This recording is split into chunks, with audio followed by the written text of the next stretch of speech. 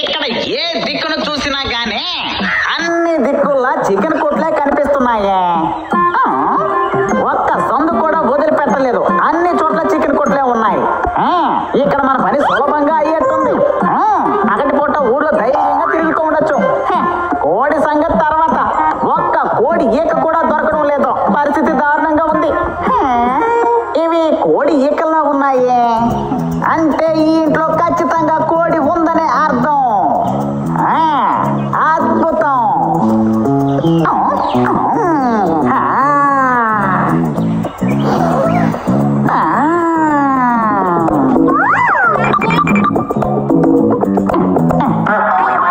నా తలకాయ ఏంటబ్బా ఇదే? అమ్మా, నా టెక్స్ట్ బుక్ కనిపించడం లేదు. ఏంటి, టెక్స్ట్ బుక్ కనిపించడం లేదా? రేపు నీకు పరీక్ష ఉంది కదా, పుస్తకం అక్కడే ఉంటుంది నాన్న, కాస్త బాగా వెతుకు. అరే గట్టోళ్ళ ఉన్నాడే, ఈడెవడో తెలివి తక్కువ వాళ్ళ ఉన్నాడు. పుస్తకాన్ని తీసి బయట ఇసిరిపారేసి అది కనిపించడం లేదంటున్నావా నువ్వు? చదువును తప్పించుకోవడానికి ఈ పిల్లలు చూసారా ఎంత పనులు చేస్తున్నారో.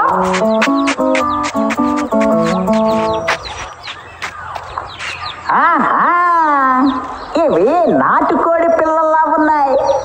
రండి రండి బంగారాలు రండి. ఈ ఇంట్లో చాలా నాటుకోళ్ళు ఉన్నాయి అనుకుంటాను. ఈ రోజు నేను కుక్క తోక తొక్కొచ్చినట్టున్నాను. మెల్లగా తింటే ఎంతైనా తినొచ్చని పెద్దలు అనేవారు. అదే విధంగా మెల్లగా వేచి చూస్తుంటే వచ్చే కోడి పిల్లల్ని మెల్లగా నా కడుపులోకి లాగించేసేయచ్చు. అదృష్టం కలిసి వస్తే ఏదైనా దక్కుతుంది మనకి. ఈ రోజు నాకు కోళ్ళ పండుగే. వీటన్నిటినీ నేను ఒక్కనే తింటున్నానని తలుచుకుంటుంటే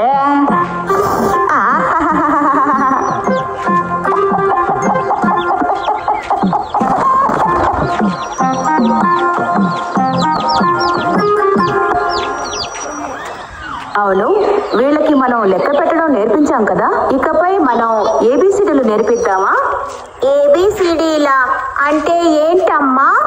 ఇంగ్లీష్ ఎలకలేనమ్మా.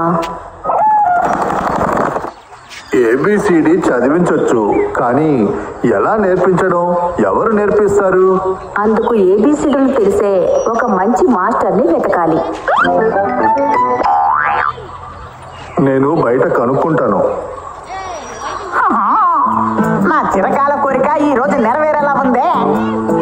ఏది ఏమైనా సరే వీటికి ఇప్పుడు కావాల్సింది ఏబిసిడీలు నేర్పించడానికి ఒక మాస్టర్. కానీ నాకు కావాల్సింది ఈ కోడి పిల్లలు. ఇక్కడ అందరి ఆశలు నెరవేరాలంటే దానికి ఒకే ఒక్క మార్గం ఉంది. డింగ డింగ డింగ.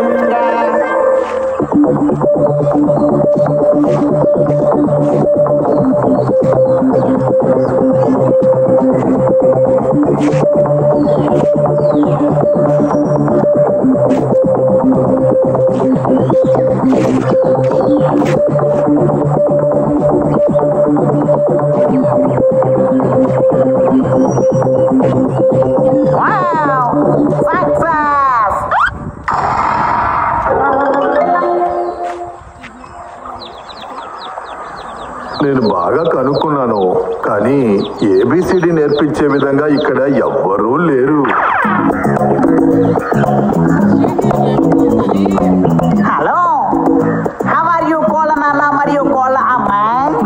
హాయ్ హాయ్ కోడి పిల్లలు, ఆర్ యూ హ్యాపీ? ఏంటి, కాఫీనా?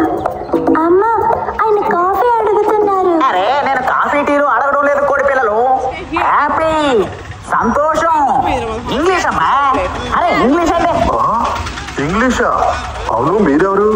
ఐఎమ్ సారీ, నన్ను పరిచయం చేసుకోవడం నేను మర్చిపోయానులే. నేను గుంటనక్క ఇంగ్లీష్ మాస్టర్ని. అడవిలో స్పోకెన్ ఇంగ్లీష్ క్లాసెస్ ని జరుపుతూ ఉంటాను.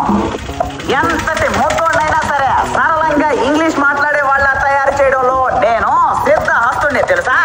పోయినసారి వచ్చిన బ్యాచ్ లో 2 మంచి నాటుకోడి ఫ్యామిలీలు కూడా ఉన్నాయి తెలుసా. ఒకే ఒక్క సిట్టింగ్ లో ఆ కోళ్ళన్నిటికీ ఇంగ్లీష్ నేర్పించిన వాడే ఈ టీచర్. అడవిలోకి వచ్చి నేర్చుకోవడానికి ఇబ్బంది పడే పిల్లలందరికీ నేను వాళ్ళ ఇంటికే వచ్చి నేర్పించే అలవాటు నాకున్నది. అవునా, ఇది చాలా బాగుంది. అలా అయితే మా పిల్లలకి మీరు ఏబిసిడీలు నేర్పిస్తారా? ఓ, తప్పకుండా నేర్పిస్తాను. అసలు నా పనే నేర్పించడం కదా. పిల్లల చదువు గురించి మీరు ఏం ఆలోచించకండి.